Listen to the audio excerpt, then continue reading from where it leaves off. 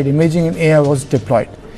Naxal funds and the arms supply was squeezed, taking illegal levies and extortions from farmers was the main source of the funding.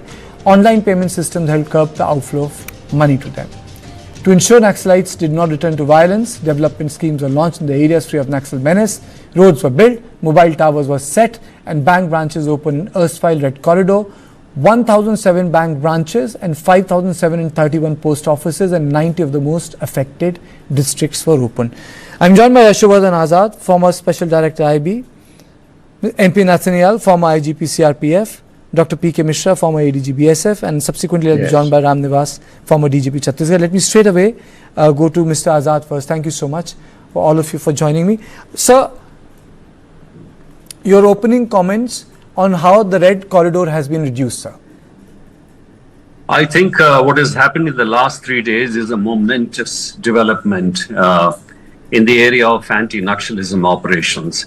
And I think for this, the greatest credit should go to the Chhattisgarh police. And Inspector General of Police Sundar Raj, who was speaking just now, is a tremendous leader. And of course, the Rapid Action Force, the Cobra of the CRPF, the DCRG. I think it's an amazing action which has been done, because the most important thing I feel is if Abuj Mad has been cleared, which was always a battle-hardened area for these people, and we were not able to penetrate that. When that has been smashed in the entire North Bastar has been cleared, I think this is the greatest development ever since 1967. Okay. Mr. Nathaniel, your opening comments, and the focus is, why are we succeeding now? It's not as if the attention was not being given. Why are we succeeding? Is it because some techs have enabled it, as certain wars show us that, tech enabling can do a lot of work, or there is a change in strategy, or is it about political resolve, or all of them coming together? Of course, it's all of them coming together. Number one is, earlier we had very thin strength of forces across the LWA areas. But with the situation improving in Assam and even J&K, a lot of forces were pulled out from there and inducted into Chhattisgarh, Odisha and Jharkhand. And that meant a great change, in the sense that they could open FOBs, forward of operating bases, in Abuj Mad, which was hitherto totally cut off from the security forces. The security forces were not able to penetrate into these areas because of the because of the big strength that they had in Abuj Mad. Any attempt to get into those areas was met by very stiff opposition by the Maoists. But with induction of more forces, plus the construction of roads in that area, that has done that has been of great help to the forces, and the forces have been able to penetrate each and every area in that state, particularly in Chhattisgarh, because Abuj Mad was the main place where they were taking shelter. We were able to open FOBs over there, and because of that, the technical input was now supported by human int also. So that human int added to the intelligence that we already had, and because of the accurate information that we were getting, we were able to carry out operations incessantly with large amount of success also. And with the killing of the secretary in Thukma area, we had almost smashed their entire top leadership. 2 others were killed subsequently, and now we find that another top leader has surrendered, one in Jagdalpur and the other today in Raipur. So because of the top leadership having been vanquished, the lower ranks are now coming forward and surrendering themselves because of the very alluring resettlement program that the Chhattisgarh government has. Okay. I'll come to you, sir. Your opening comments, Dr. Mishra, on this, as to why are we succeeding now? Karthikeya, I can well tell you the reason for success. It's all because of the coordinated operation and the field intelligence, the security forces they gathered, and particularly because of development of tribal areas and the recent rehabilitation policy of Chhattisgarh government, I can tell you the success, the real success started from Karaigara Hill operation, which continued for about 21 days, and 31 Naxalites were killed, and it followed with Bastar's killing with 26 Naxalites. That is in fact, that broke the backbone of Naxalites, because a lot of weapons were recovered and both the leaders were killed.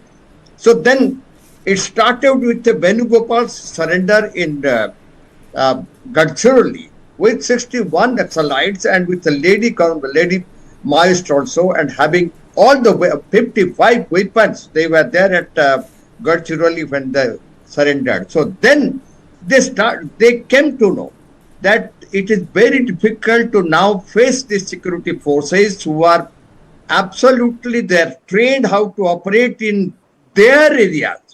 Abuspar and Saranda and Dandakaranya and Bastar, it became the zone of security forces. We had more than 380 FOBs in those areas, and we entered into their areas. I can tell you, when Karaigura Hill that was smashed, they had ration for 2 years. They stocked it, and there were about 120 bunkers and the lathe machine for making arms. They all were smashed. And the best part of it, due to this, the policy of the government, Chhattisgarh government surrender policy, that in fact created a very big challenge for security forces, and they thought of surrendering and coming to mainstream. And the best part of it, just see, when Rupesh, he surrendered today, Rupesh, what statement he has given. He himself, the CMC member, is stating, yes, you all of you come and surrender with the arms. And it's first it was Raju Salam in I'll come back to you. And then I'll come back to this. By Rupesh. Okay, I'll come back to you. Mr. Azad, does Maoism has the capacity to rebound? And your own perspective, sir, why did it succeed initially? Why did it get so entrenched in these areas? Mr. Azad. See, the very beginning of Maoism, as you see, can you hear me? Yes, sir. Yeah. You see, right from the beginning, Maoism, when it actually started in its full-blown way, when it became CPI Maoist after the merging of the two, it had an amazing capability, and the forces were not well coordinated. In fact, the entire fight against the Maoists were only done by the CRPF, with the state still trying to kind of regenerate itself, trying to get in more forces, trying to get in more technology.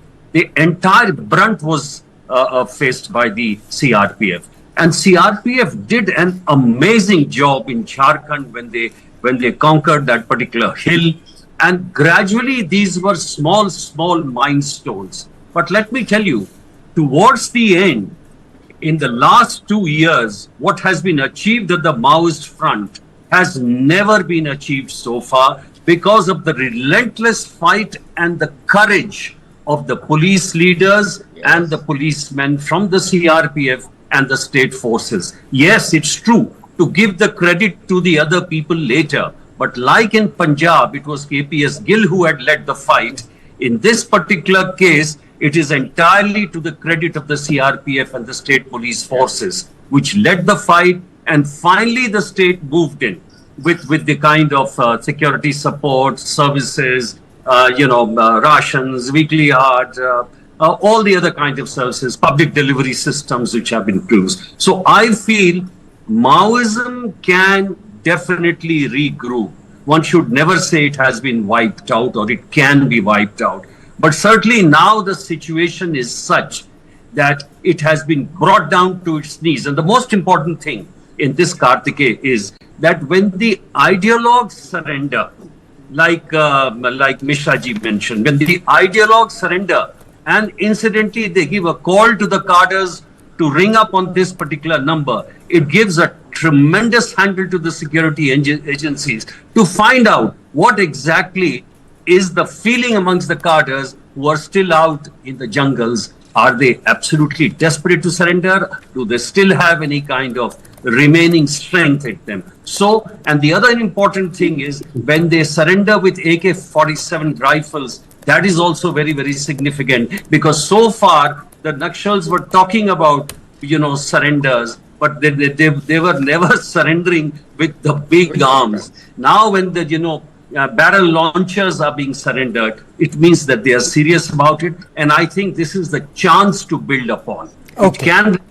But let us not allow them to regroup by doing all the ancillary services. Okay, I'm also joined by Mr. Ram Nivas, former DGP Chhattisgarh. Thank you so much, sir, for joining me. Stupendous success by security forces, they've really gone for the kill. My question was, what is making our forces succeed, and do you think that India can be free of Naxalites by next year? Is that really a possibility now? First of all of us, we should pay our homage to the Jawans and the civilians who had laid their lives. 4,000 armed forces, Jawans and the senior officers, and near about 6,000 to 7,000 civilians, they have laid their lives in Chhattisgarh to fight this menace. And particularly, as our other colleagues, they have said, the fight was going on since 2000. In Chhattisgarh, the Maoism started in 1980, and then later on it was at the peak at 2010. And then the central forces, state forces, and the state administration, central administration, and all the civilians and all the new, basically our local editors and the local people and the local, tribal leaders, they paid their attention to this menace, and then they basically fight. As CRPF, BSF, ITBP, SSB, Naga Police, Mizo Police, Chhattisgarh Police, and I should say in Bastar, the Bastar Tiger, the locals, the SPOs, the Chhattisgarh state government recruited 6,500 local people from the Bastar.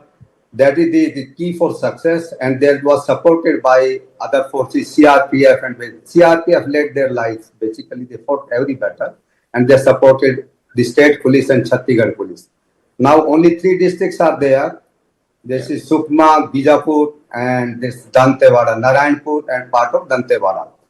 As Mr. Azad has said, that it is not the end, though it is a 99% success, but still the disease is there, 1% is there.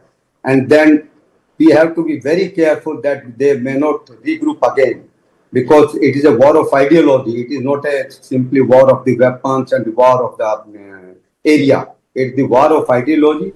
They have already given this document that in 2000 up to 2050, they will host the flag at Red Fort. Document is there with the government of India, with the state government, and they are moving very cautiously on that. And this may be a ploy that sometimes the withdrawal, it is a tactics, withdrawal. And it's a very good step in Chhattisgarh, but we have to be very, very careful, and we have to look after the basic administration, the real cause for which the Naxalism arose.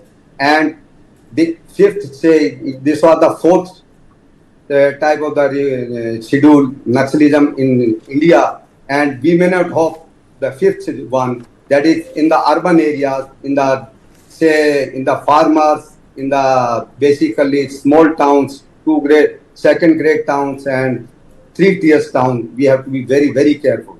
Okay. And all these states, particularly Chhattisgarh, Jharkhand, and Telangana and Odisha, they have to be very careful about the implementation of the basic schemes of the basic administration. Mr. Nathaniel, Chhattisgarh also saw a lot of experiments. Some worked, some didn't work. Salva Judum didn't work. Supreme Court intervened in the entire matter. But do you think that the entire areas that have been freed now can be kept like that? Or will they require intense, Mr. Nathaniel, intense movement on part, intense deployment of the security forces for some foreseeable time, sir?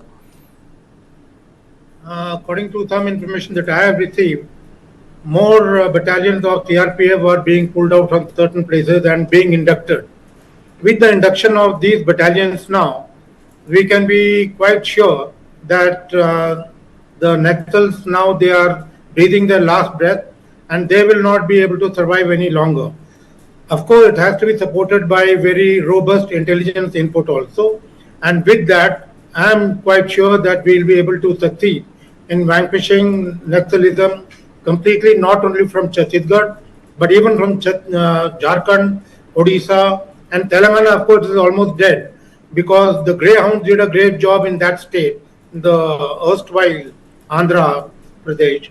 And because the Greyhounds were able to vanquish them, they then migrated toward Chhattisgarh and other places. Okay. Mr. Mishra, if people look at it, people see the people who are part of the organization, but there is a financial infrastructure, there is a robust ideological infrastructure, then you have got ideological system in urban spaces which create legitimacy for these expressions. Do you think all those things have been taken care of, or we are just skimming at the surface? And I am not a pessimist. No. Yes, Karthika, you are absolutely correct. It is not only at the field we are doing it. I can well tell you there is an eye. I'm telling you, if the funding was done from various places, I will tell you from Delhi and Calcutta, the funds were going. You know about, I'm very clear in mentioning JNU also. So, but in fact, the weapons also were coming from PLA and through Nepal border. So, we are keeping an eye on Nepal border and also how the weapons were coming from PLA to these persons. That was also seen. I will tell you, Karthika, how the lathe machine could reach Karaiguda Hill. It's such a big machine in which they were making arms could be lifted, could be shifted to Karaiguda Hills. Something very strange. How they procured it and how they took it. And of course, it is now being seen that all this funding which was coming to them and particularly the weapons and ammunition and arms were from they were good. There is now it being kept, and I am very sure now funding is totally stopped. Weapons are not reaching them, and it is really a fact that now one of the ex-DG, he was telling, we got the BGLs, we got the AKs, we got the 303, we got the SLRs. All these weapons they have already surrendered with weapons. This shows whoever all the CMC cadre they have left, including Hidma, maybe in South Bastar they will be there, but they cannot utilize now these weapons. They are short of weapons. They are short of young persons with them. Now all these old CMC members, they cannot fight. We have to be very careful and hold on where we have already penetrated. That is Abusmar, North Bastar, South Bastar, and Dandakaranya. All these areas to be hold. Thank you, Mr. Mishra. Thank you all of you for joining me. I really ran short of time. I'm sorry, I wish we could have really had a longer and a much more deeper conversation on multiple nuances which we could have touched upon as to why this battle is being won today against the Naxalites. So this is all I had on point 2. I'll see you next week at the same time. Thank you and good night.